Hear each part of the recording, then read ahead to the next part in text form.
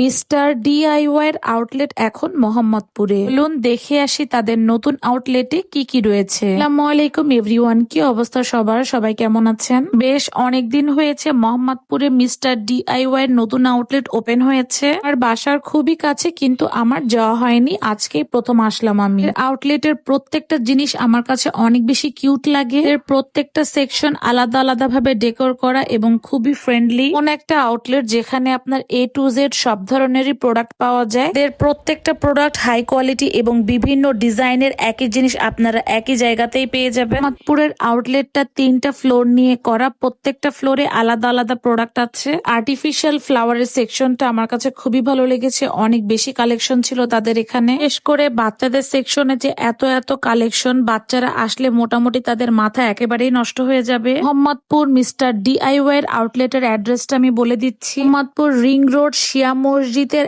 একদম কর্নারে এই আউটলেটটা পেয়ে যাবেন।